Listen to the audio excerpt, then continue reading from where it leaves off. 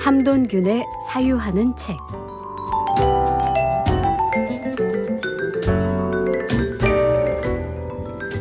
일상에 사유를 더하는 책 이야기 나눠보겠습니다. 오늘도 사유하는 즐거움을 알려줄 함돈균 문학평론가님과 함께하겠습니다. 어서 오십시오. 네, 안녕하세요. 반갑습니다. 네, 아이고 반갑습니다. 오랜만에 뵀는데 그 사이에 네. 개편이 되었고 네. 또 새로운 진행자로 제가 네, 네. 네, 제가 가장 늦게 만나는 그죠? 그런 것 같습니다. 하는 것 같아요. 그죠? 그런 것 네. 같습니다. 그래서 뭐 쭉 이 문화시대를 청취해 주신 청취자분들은 이 시간을 기다려주시고 또 잘 알고 계시겠습니다만 그래도 또 오랜만에 이 시간 함께 해주시니까 새로운 청취자를 위해서도 또 저를 위해서도 왜 이 시점에 사유가 이렇게 중요한 것인가, 이 시간은 어떤 시간인가 먼저 소개해 주시고 가면 좋을 것 같아요. 예, 책에 관한 소개 시간이긴 하지만 네. 책을 단순히 이렇게 리뷰한다기보다는 책이 이 사유라고 하는 거를 이렇게 훈련시키는 데 제일 도움이 되잖아요. 네. 근데 이제 사유라고 하는 거는 생각이라는 말하고 사유라는 말은 비슷하지만 조금 다르다고 생각해요. 그러니까 생각엔 드는 생각이 있고 하는 생각이 있거든요. 네. 많은 사람들이 생각을 하고 있다고 생각하지만 드는 생각을 많이 하고 있습니다. 어떤 이제 편견이라든가 네. 자기도 모르게 전제되어 있는 어떤 그런 것들이 있죠. 근데 그런 것들이 늘 맞는 생각은 아니거든요. 네, 또 네. 옳은 생각은 아니고. 그래서 그 드는 생각을 다시 한번 좀 객관화해서 점검해 보고 또 훈련을 통해 가지고 우리가 능동적으로 하는 생각을 하게 될 때 우리가 이제 사유라고 얘기할 수 있는데 책만큼 그 하는 생각 사유를 도와주는 도구는 없는 거 없습니다. 그거를 네. 좀 도와드리는 책들을 시간이다. 좀 소개한다. 네. 네.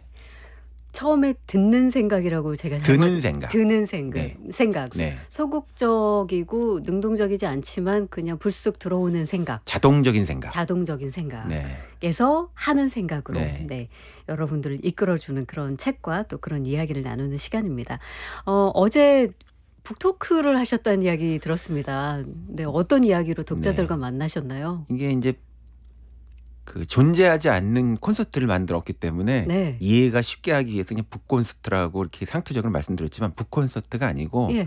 엄밀하게는 제가 이제 사유 콘서트라고 이렇게 얘기를 명칭을 했어요. 네. 예, 제가 이제 이 세상에 제가 이 사람마다 각자의 어떤 존재 이유가 있는데 나는 왜 이 세상에 태어나서 여기 왔는가 이런 생각을 한 20대에 네. 하면서 제가 이제 저의 존재 이유를 인간의 사유를 진화시키는데 도움을 주기 위해서 나는 온 사람 같다. 네. 그렇게 이제 저는 그때 규정을 저를 했거든요. 20대에 벌써 그런 생각 네. 하셨다고요? 네, 그래서 예. 그 사유의 진화를 돕는 일을 하기 위한 방법으로 제가 선택한 게 이제 공부를 하고 책을 쓰고 네. 뭐 이런 강의라고 이런 거였는데 어저께 그것을 한번 콘서트 형식으로 펼치면 어떻게 되겠는가. 네, 그래서 사유를 매개로 한 콘서트. 사유의 서커스 네. 이런 걸 해보겠다. 그래가지고 네. 제가 설계를 해가지고 사유 콘서트를 처음으로 열었습니다. 아니 이거 그럼 기존의 북토크 방식과는 다른가요? 많이 다르죠. 뭐 덤블링도 하시나요? 사유 서커스 정도면 약간 좀 그런 네. 거를 하는 거예요. 어떻게 하시나요? 뭐 제 책만 소개하고 어떤 책에 대해만 소개하는 게 아니고 예.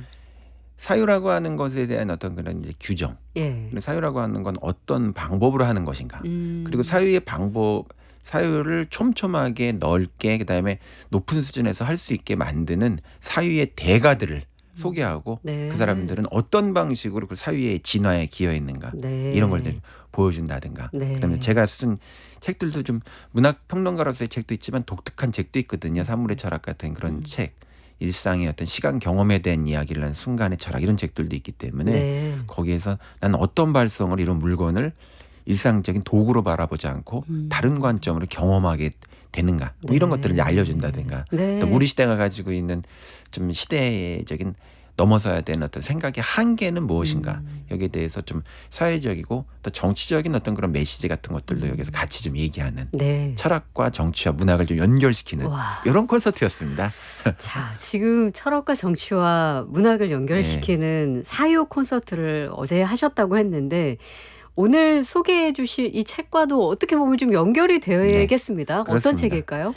이거 뭐 제 책을 가져와가지고 좀 민망하긴 한데 가끔씩 저도 장사 좀 해야죠 지금 남의 책만 맨날. 네. 그래서 초연결학교라는 책을 가져왔는데 네. 출간된 거는 작년에 출간이 됐는데 읽히는 거는 그 우리나라에서 그 계엄 네. 뭐 이런 어떤 사태가 있다 보니까 책 표지가 나오는 날 계엄이 일어났어요. 어이구. 그래가지고 사실 아직까지도 이 책의 출간 기념회도 하지 못하고 그냥 1년이 지나가 버렸거든요. 네.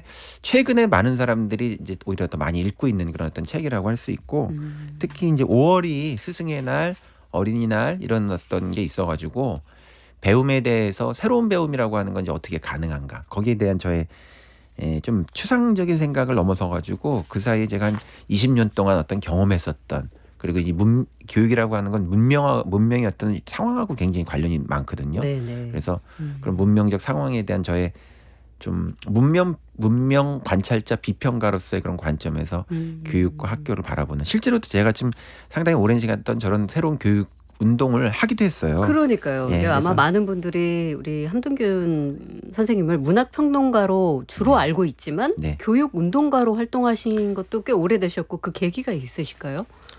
교육운동가라는 게 뭘까요? 교육 운동가는 이제 제가 교육이라고 하는 걸 통해서 밥을 먹고 사는 사람은 아니지만 예. 그러나 교육이 매우 중요하다고 생각하기 때문에 한 삶의 시간의 반 정도 이상은 거기에다가 제가 투신을 하고 있는 거죠. 아, 그런가요? 인생의 시간을 쓰고 있는 거죠. 네. 마음도 쓰고 있고 돈도 쓰고 있고 예. 성의도 발휘하고 있고 네. 머리도 많이 거기에 움직이고 있고 그 교육의 변화를 주창하는 것이 핵심이겠네요. 네, 교육의 변화를 이제 주창하는 게 핵심이고 네. 예전에는 한국의 그 교육에 대해서 비판하는 사람이 되게 많았는데 그러니까 사회에 대해서 이렇게 뭔가 불만이 있으면 비판을 많이 하잖아요. 그렇죠. 그래서 사회 개혁을 하는 사람들을 보게 되면 옛날엔 비판을 하는 사람들이 많았는데 이제 21세기는 그 비판이 더 이상 이렇게 유효하지가 않고 실제로 어떻게 그럼 해야 되느냐에 대한 하나의 그 샘플을 디자인하는 사람들이 필요하다고 생각을 해요. 네. 비판을 넘어선 대안 제시가 그렇죠. 필요하다는 거죠. 그러니까 저는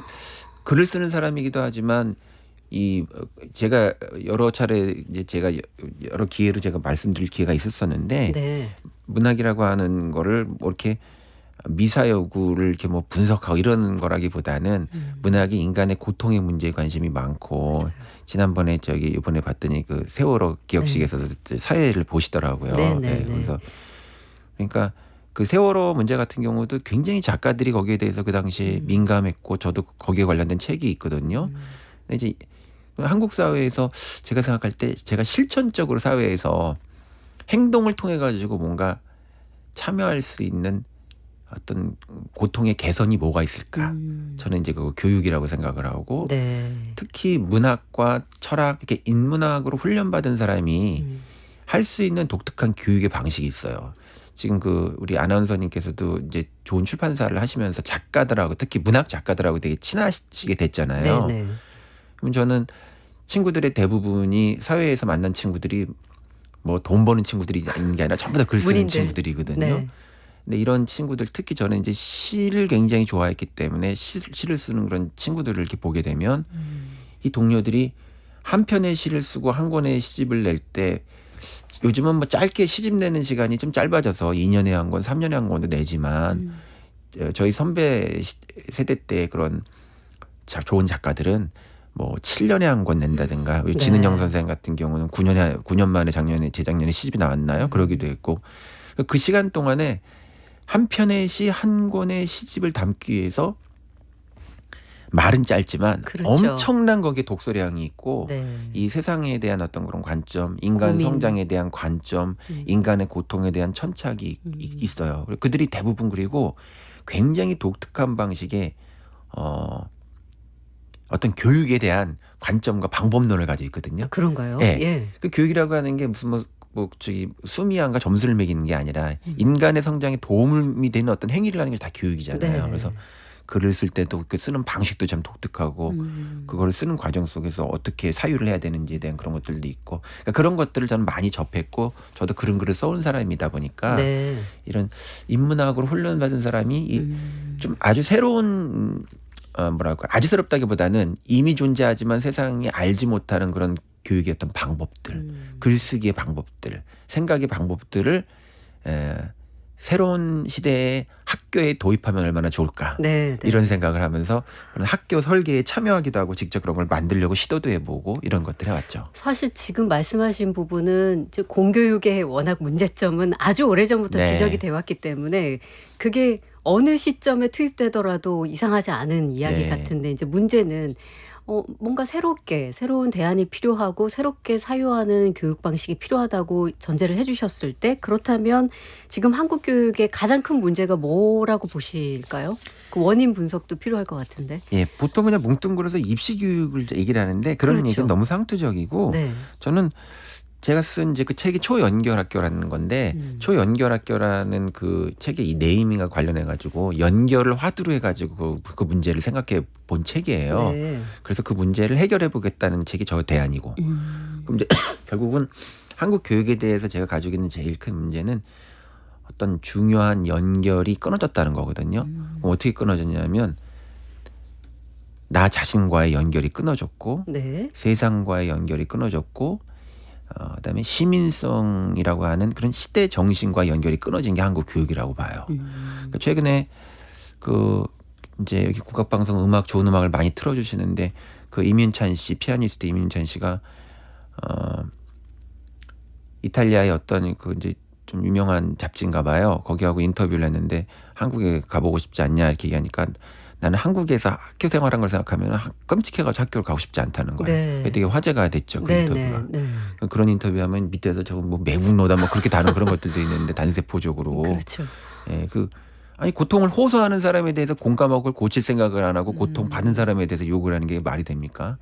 근데 그 이민찬 씨의 그 고백이 의미하는 건 뭐냐 하면은 전 이렇게 생각을 해요. 제가 인문학 지금 강의를 하면서 그 로마 시대의 그 현자들의 철학 한국에선 많이 소개되지는 않은 사람인데 네. 스토아 학파의 철학 강의를 오랫동안 해왔거든요. 거기에 대한 책도 쓰고 있는데 그 스토아 학파의 그 현자 중에 아주 유명한 사람이 세네카라는 사람이 있어요. 네. 로마 황제 네로의 스승이기도 했던 사람이고 스스로가 정치가이기도 했고 엄청난 글을 쓴 사람이거든요. 그래서 연극에 대한 책도 썼고 뭐 근대까지 그 유럽 라틴어 문장이 교본이 되는 사람이에요. 네. 근데 이제 그분이 황제를 교육했던 사람인데 어떤 사람이 그 사람한테 물어봤어요. 그 사람의 책은 제법 번역이 많이 돼 있는데 대부분 대화편으로 돼 있어가지고 이제 질문을 하는 형식으로 돼 있어요. 아주 네. 돌직구 질문을 하면 그 사람이 대답을 하는 거예요. 네, 네. 즉문즉설. 네. 당신이 배워왔던 공부가 당신에게 도움이 되었다는 거를 당신은 어떻게 그거를 증명하겠느냐. 증명할 수 있겠냐. 네. 얘기하니까 아주 간단하게 이걸 얘기를 하는 거예요. 뭐라고 얘기하냐면 나는 나 자신과 친해졌다. 저는 그런 대답을 들어본 적이 없어요. 그러네요. 너무 심플한데. 네. 나는 나 자신과 친해졌다는 게 뭐냐면은 이민찬 씨 예를 들면 한국에서 공부의 경험이라고 하는 게 애석하게도 학교 공부라는 게 공부를 하면 할수록 나 자신과 멀어지게 만드는 거야. 네. 나 자신을 배반하게 만드는 거야. 나 자신을 잃게 만드는 나 자신을 잃게 네. 만드는 거예요.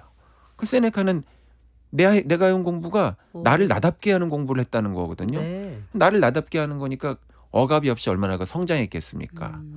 거기에 많은 답이 있다고 봐요.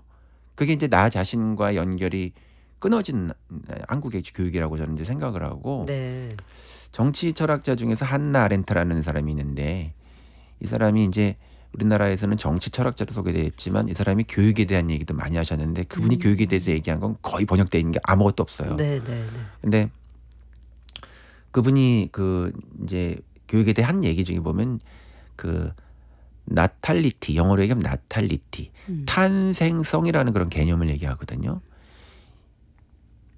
어린이날인데 네. 이 세상은 아이의 탄생 자체로 그 순간에 이 변화될 수 있는 가능성이 있다는 거예요. 왜냐하면 각자 다르게 태어나기 때문에. 네. 근데 교육을 받으면 받을수록 오히려 획일화된다는 거죠. 네. 단일화되고. 다르게 태어난 아이들이 똑같아진다는 거야. 그러니까 이게 교육이라는 게 뭘 하는 거냐. 탄생성을 살리지 못하고 있다. 네. 근데 우리 교육이 이제 그렇다고 보고 또 하나는 나와의 연결도 되지 않지만 사회와의 연결도 잘 되지 않아요. 세상과의 연결이 되지 않는다고 얘기할 수 있죠. 그래서 이 책상 안에서 교실 안에서 그러니까 저는 그걸 이제 교실의 가상성, 교과서의 추상성이라고 얘기를 하는데 그런 배움도 근데 의미가 이제 일리는 있는데 네. 세상은 빨리 변하고 훨씬 되게 복잡하기 때문에 교과서와 또 그 교사의 가르침으로 다 이렇게 포괄되지 못하는 생생한 배움이라는 게 필요한데 그렇죠. 그런 게 이제 끊어져 있는 거죠. 그런 음. 연결이 없다 이렇게 또 얘기하고 네. 또 하나는 또 시민성과의 어떤 연결이 끊어졌다고 봐요. 음. 이제 저는 이 계엄과 같은 이런 상황을 하나의 정치적인 것으로 사람들 많이 보지만 교육적인 문제로 보기도 하거든요. 가장 공부 잘해가지고 입시 점수 높았던 사람들이 엘리트 그렇죠. 시민의 소위 등을 치는 예. 이런 어떤 일들을 하잖아요. 그러니까 저는 이 계엄과 같이 일어나서는 안 되는 다시는 일어나서는 안 되는 이런 일이 한국적 입시 엘리트 교육의 파산을 보여주는 사건으로 보거든요. 그러니까 지금과 같은 그런 교육을 이런 것들 어떤 이제 공동체에 대한 또 공존에 대한 어떤 질문이라든가 타자와 어떻게 살 것인가에 대한 그런 질문 이런 것들이 전혀 이루어지지 않은 상태로 이루어진 이제 이런 배움을 통한 시험 네. 엘리트 체제라고 하는 거는 언제든지 이와 비슷한 일들을 또 발생시킬 수 있는 가능성을 늘 내재하고 있다고 보기 때문에 근본적으로 우리가 이제 작년에 겪었었던 재책이 바로 그 계엄 당일날 그 표지가 나와가지고 황당히 이 책이 나올 수 있는 책인가 갑자기 당황을 해버렸는데 그랬겠네요, 진짜. 예, 그런 문제도 예. 궁극적으로는 이 배움에 대한 어떤 이런 좀 일신 변화 이런 것들이 이제 반드시 필요하다고 생각합니다. 네. 와, 제가 사실 이 한국 교육의 가장 큰 문제점이 뭐냐 하고 그 이후에 드릴 질문이 도대체 무엇과 무엇의 초연결이냐를 질문 드리려고 했는데 네. 거기까지 다 대답을 해주셨는데 네, 맞아요. 우리가 아무리 교육을 받는다 하지만 나 자신과 세상과 또 시대 정신과 시민성과 이 모든 것과의 연결이 끊어져 있기 때문에 네. 그런 것과의 초연결이 되는 교육 그리고 네. 그런 현장인 학교가 필요하다. 그런 얘기를 해 주시는 거잖아요. 네, 맞습니다. 근데 제가 들어보면 그러면 이걸 연결해 줄 수 있는 것은 어떤 그 교육 방식의 문제일까요? 아니면은 교육의 어떤 콘텐츠, 내용 이것을 바꿔야 하는 걸까요? 다 동시적인 거라고 할 수 있죠. 네. 예, 동시적으로. 예, 그래서 일단은 지금 우리의 배움이라고 하는 게 세상하고 연결이 끊어졌는데 그 연결이 왜 되어야 되는가에 대한 설명을 해주는 것이 결국은 학교 안에서 이루어지는 콘텐츠가 돼야 될 거예요. 그렇죠. 예, 그리고 연결할 때 무엇과 연결되고 세상과 연결될 수 있는 그 접점이 어떤 것이 있는 것인지 그 접점에 대한 것들을 얘기해 주는 것도 학교가 해줄 수 있는 거죠. 네. 근데 그걸 단순히 아는 것으로 끝나는 것이 아니고 학교가 실질적으로 그런 현장, 그런 어떤 사람, 그런 어떤 경험, 그런 계기들과 연결해 줄 수 있는 그런 어떤 커넥터 역할을 미래의 학교에서는 해야 된다. 이게 네. 이 책이 가지고 있는 중요한 설계 모형이에요. 단순한 지식 전달이 아니라 네. 이미 이제 그 시대는 넘어갔죠, 사실. 맞습니다. 네.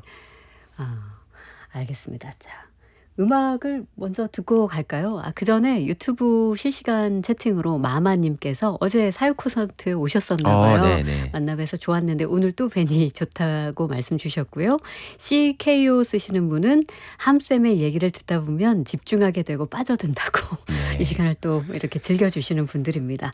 자, 안정아의 학교 가는 길 노래 듣고 계속해서 이야기 나누겠습니다.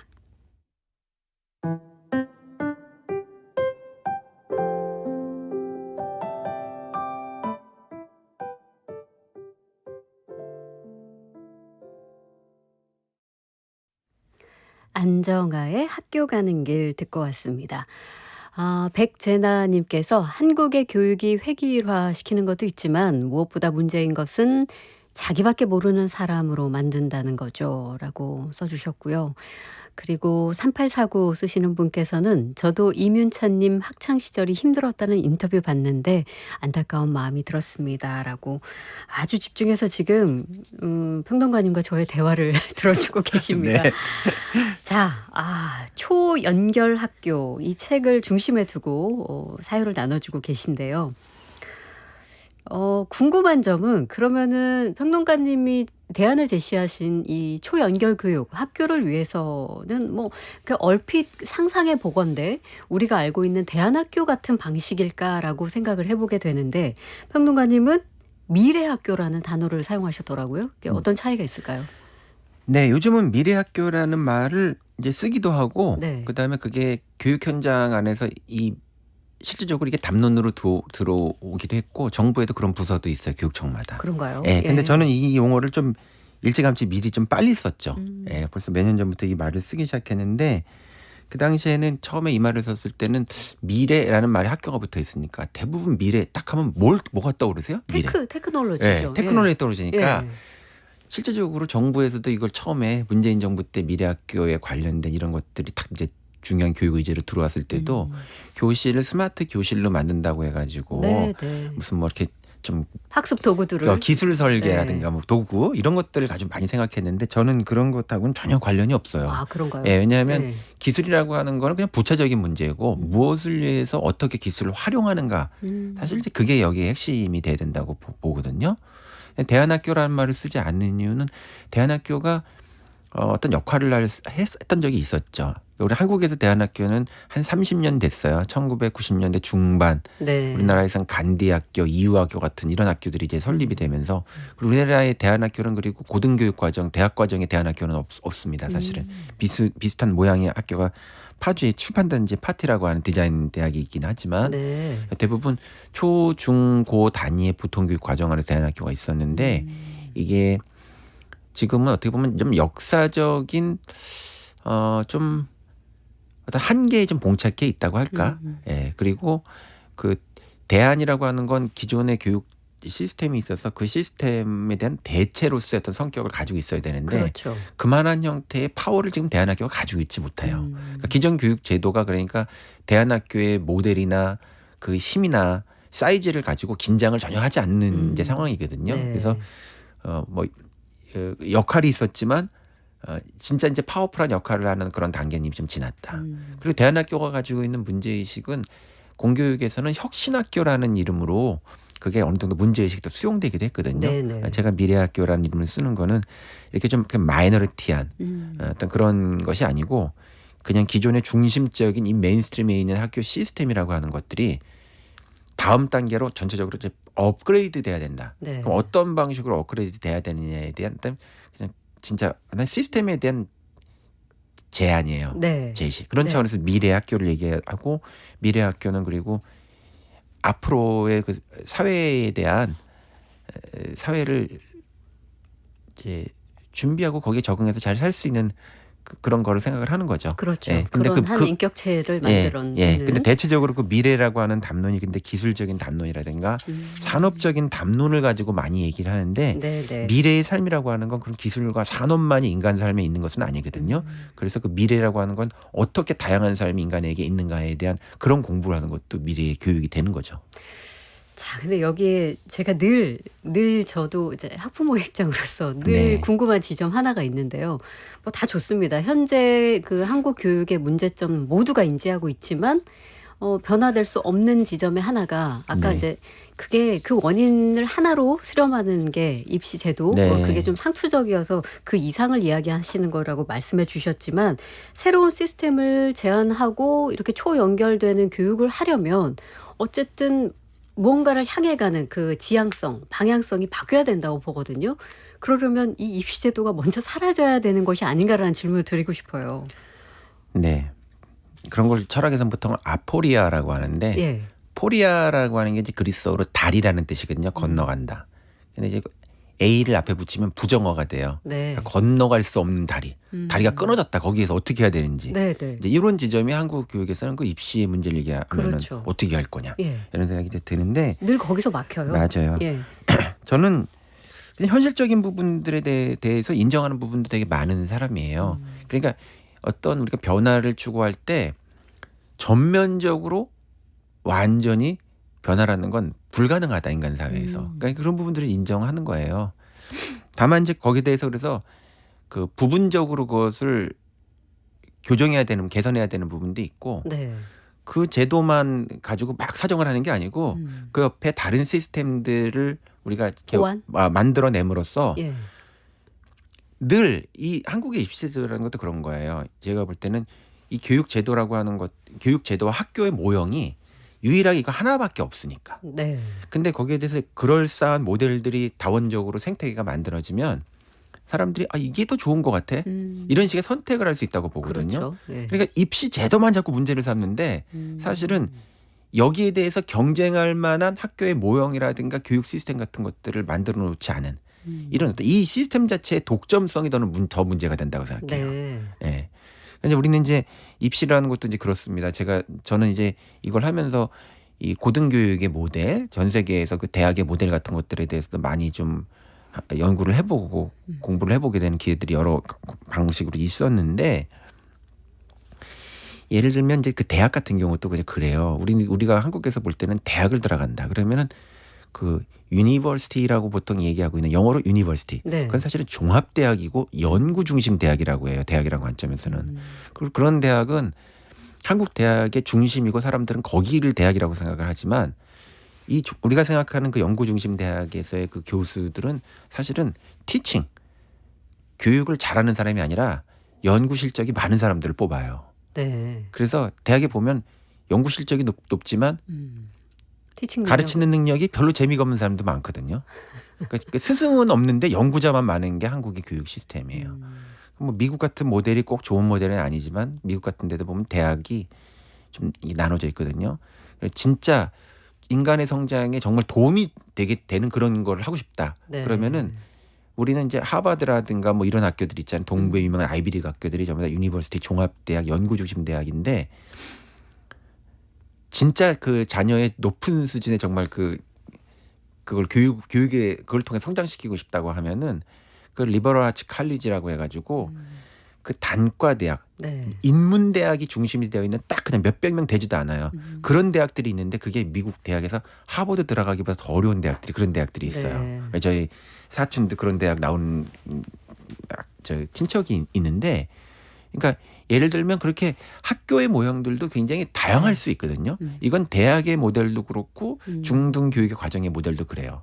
꼭 대안학교라고 하는 걸 학교 바깥에 공교육 외부에다 두지 않다 하더라도 이 공적인 교육 시스템 안에 다양한 어떤 선택의 가능성을 놓게 되면은 유일하게 저런 방식으로 해가지고 입시를 통해서만 들어가는 대학, 이게 아니고 이렇게 뭔가를 성장시키고 자신이 가지고 있는 어떤 가능성 이런 것들을 잘 살려줄 수 있는 그런 어떤 학교를 우리 선택하겠다. 네. 그게 좋다고 생각하면 그런 걸 선택하게 돼 있습니다. 그리고 오늘날에는 이런 것도 있어요.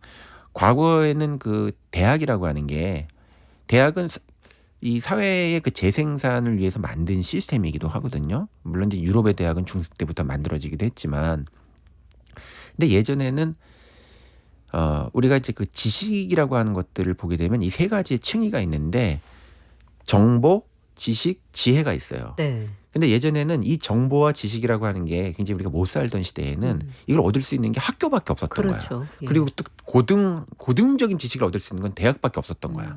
근데 지금은 정보와 지식이라고 하는 것을 다양한 루트로 다양한 루트로 얻을 수뿐만 아니라 네. 학교가 제일 늦어요.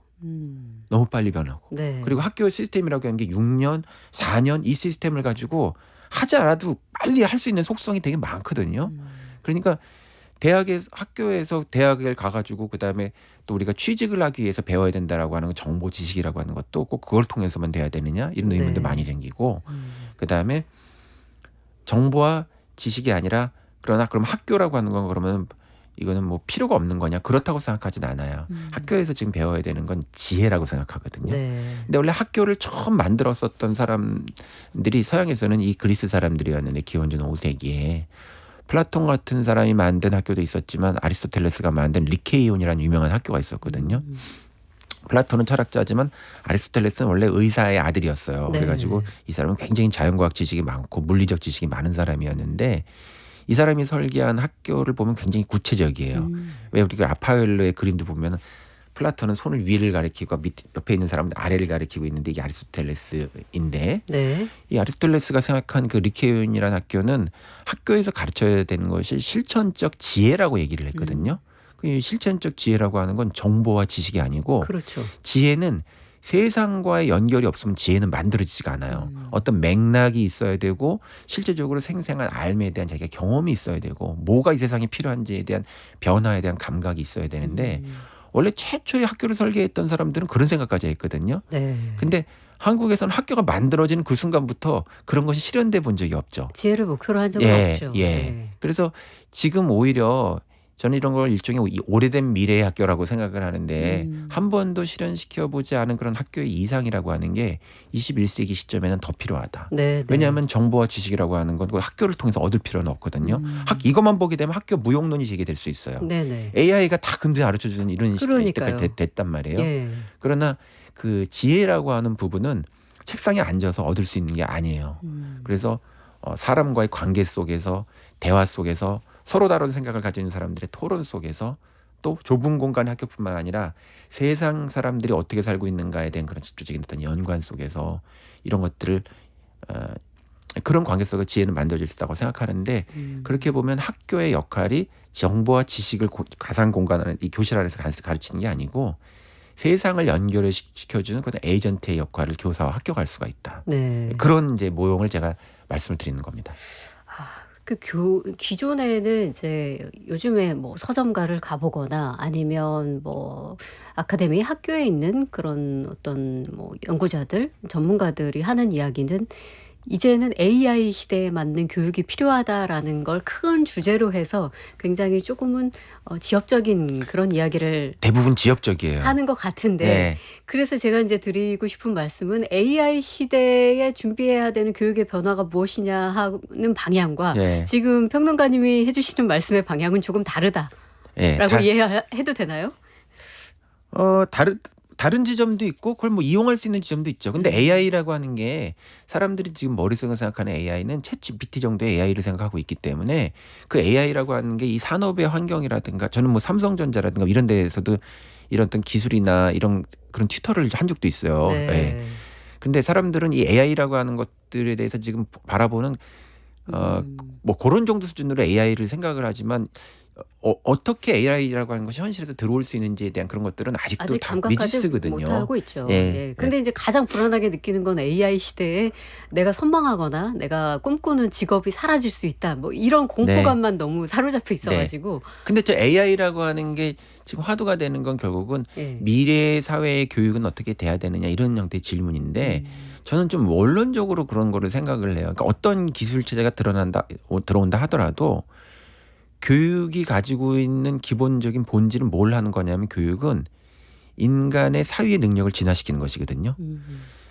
AI가 기술적으로 뭐 들어온다고 해가지고 AI에 대해서 질문을 하고 거기에 대해서 답을 해준다고 해서 AI가 답을 해주는 거지 내가 답할 수 있는 능력이 생기는 건 아니에요. 그렇죠. 내가 네. 답할 수 있는 능력을 강화시키고 진화시킬 수 있는 거기에 천착하는 것이 저는 네. 여전히 미래의 교육이라고 생각하고 그래서 이 초연결학교의 맨 뒤에 보면은 제가 생각하는 미래 학교의 그 교실의 4가지 모습을 제가 풍경을 좀 문학적으로 서술한 게 있는데 네. 그게 테크놀로지가 전혀 없는 학교의 네 개의 그 교실을 제가 거기다 보여줘요. 네. 네. 그래서 뭐 컴퓨터가 전혀 없는 보르디스의 어떤 도서관이라든가 예. 책장 넘기는 소리만 있는 거예요. 그냥 아날로그. 또 하나는 학교라고 우리가 생각하지는 못하지만 저는 정신분석을 통한 비평 그런 것으로 박사학위를 받았는데 정신분석가의 상담실 같은 것들도 하나의 교실의 모델이 될 수 있다. 네. 왜냐하면 미래에 제일 중요한 어떤 하나의 이슈가 되는 것이 마음의 문제가 엄청나게 이슈가 돼요. 그래서 미국의 그 좋은 학교들이 지금 학교의 변화를 이렇게 만들어낼 때 교수를 차용하는 것보다 저렇게 마음의 고통을 치유해주는 어떤 사람들을 학교 안에다가 시스템적으로 도입하는 거. 네. 이런 문제가 학교 변화의 또 중요한 하나의 방향 중에 하나거든요. 우리 그런 생각 안 하잖아요. 네. 네. 그래서 제 책에는 저기 교육과 영성에 대한 얘기까지 심지어 있거든요. 네. 교육과 영성. 예, 하여튼 이제 뭐 하여튼 그렇습니다. 예. 네. 예상할 수 없는 부분까지 막 확장이 되고 있는데 지금 아마 듣고 계신 분들 조금 궁금한 지점이 그러면 실제로 이렇게 초연결 교육과 그런 학교가 존재하는가? 그런 사례가 있습니까? 네. 이제 특히 저는 이제 그 대학 모델을 가지고 그걸 많이 좀 연구를 해봤기 때문에 근데 이런 것들을 사이즈를 좀 줄이면 이런 게 그 중등 교육에도 충분히 다 활용될 수 있다고 기본적으로 생각을 하고요. 네. 그 대학의 모델은 크게 유럽의 대학을 만드는 건 유럽에서 만들어졌지만 이제 미국에서 더 20세기에는 미국의 대학이 많이 각광을 받았죠. 그래서 이제 미래 대학이라고 하면 미래 학교라고 하면 미래라는 이런 컨셉을 그 엄청난 그 자본력과 기술을 가지고 있는 미국이 주도를 하고 있기 때문에 네. 미국 모델을 통해 가지고 이런 담론이 많이 이렇게 확산이 되고 있는 건 사실이에요. 음. 그래서 이제 미국 모형 같은 것들을 보게 되면 왜냐하면 이제 유럽 같은 데는 일부러라도 변화를 안 하려고 하는 거. 꼭 변화하는 게 좋은 거냐. 여기에 대한 질문이 있는 굉장히 인문성이 있단 말이에요. 유럽에는. 네. 근데 네. 미국에는 좀 뭐 호들갑스럽기도 하고 얼리 어답터의 나라이기도 하고 그래서 미래 담론이라는 게 미국에서 많이 나오니까. 네. 근데 미국에서 이제 지금 만들어지고 있는 그런 어떤 신생 대학 같은 것들 중에서 아주 오래되진 않았지만 한 20년 동안 히트를 친 대학이 미네르바 스쿨이라는 네. 학교인데 네. 이 학교를 보게 되면은 국내에도 뭐 기사로 많이 소개가 됐었던 걸로 예, 기억해요. 국내에도 많이 소개가 예. 됐고 국내에 심지어는 캠퍼스가 있어요. 아. 예, 그 이태원의 해방촌에. 그래서 이 학교는 학교의 운영 모델이 세상을 그냥 사회를 예. 사회를 교실로 만드는 학교예요. 이 학교 모델 자체가. 그러니까 이 학교를 처음 만든 사람도 이제 교수가 아니거든요. 그래서 그 혁신 사업가였는데 종래에 그 학교 모델을 이 사람이 연구를 하는데 이 사람이 딱 거기서 본질을 딱 하나 포인트를 잡은 게 뭐냐면 지금 있는 학교는 그 학생이란 말도 요즘 잘 쓰지 않아요. 학습자. 네. 예, 근데 배우는 사람이죠. 네. 예, 근데 배우는 이 학습자의 그 사고 능력과 그다음에 그 지적 능력을 현실 속에서 이렇게 구현할 수 있는 그런 실용적인 실제적인 그런 능력을 고양시키는 데 돈이 들어가는 게 아니고 네. 대부분 건물을 운영하는 데 돈을 많이 쓴다는 거예요. 아. 그래서 우리가 학교 하면 보통 운동장이 있냐? 뭐 건물이 몇 개냐? 이렇게 그렇죠. 캠퍼스 개념을 생각하잖아요. 네. 근데 그게 다 엄청난 유지 비용인데 등록금을 내면 사실 거기다 다 들어가거든요, 돈이. 엄청난 그 비용. 그래서 그렇죠. 이 학교를 만든 사람은 발상의 전환을 해서 건물 유지 보수 비용이 하나도 들지 않는 학교를 하겠다. 그래서 건물이 없는 학교를 생각을 한 겁니다. 네. 그럼 어디다가 하느냐? 사회에다가 한다.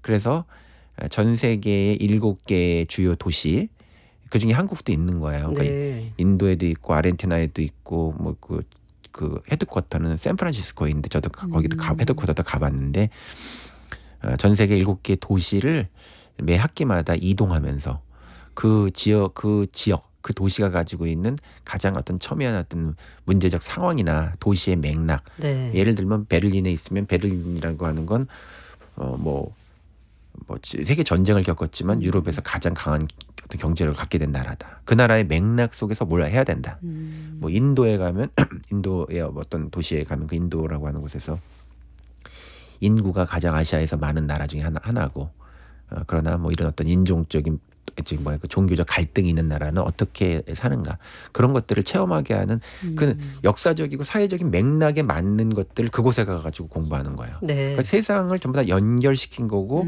사회를 학교로 만든 것이거든요.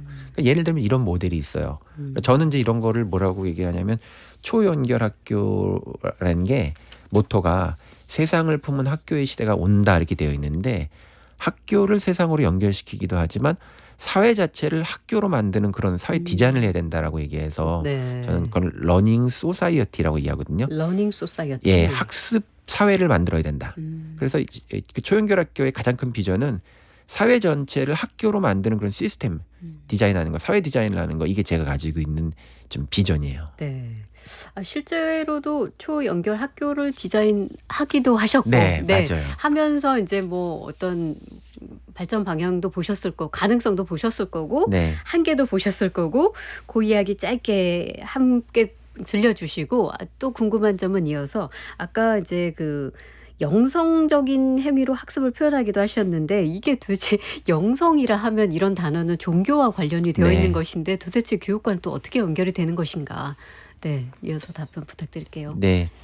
제가 이제 그 교육 운동가로서는 교육이라고 하는 부분들이 다양하게 적용될 수 있기 때문에 작은 사이즈에서는 어떤 교육 프로그램을 만드는 거, 그러니까 학교에서 어떤 교육 프로그램을 만드는 거, 또 기업에서도 이제 어떤 새로운 사유를 통해 가지고 미래를 준비해야 되니까 네. 그런 걸 이제 해보기도 하고 뭐 어떤 재단에서 그런 역할을 해보고 이렇게 작은 사이즈, 큰 사이즈 여러 가지 다양한 경험을 이제 갖게 되는데 실질적으로는 그러면 이걸 종합해가지고 학교를 실제로 만들면 어떻게 되는가. 그러니까요. 예, 그래서 그게 궁금합니다. 예, 그런 시도를 해서 시범학기까지 하다가 코로나가 와가지고 그거를 학교를 열지를 못했어요. 아이고, 예. 예, 그래서 좀 우여곡절이 제 인생에 생기기도 하고 제주도에 날아가 책방도 하게 되고 이제 그런 일도 이제 생기게 된 건데 네. 예, 어쨌든 그때 가지고 있었던 생각과 아이디어는 지금 공교육 시스템 안에서 제가 인천교육청에서 그 혁신학교가 120 몇 개가 되는데 그 학교에 새로운 미래학교로서 혁신학교 묘대를 만드는 그런 일들에 지금 그걸 제가 돕고 있기도 하고 네, 네. 이런 거 이제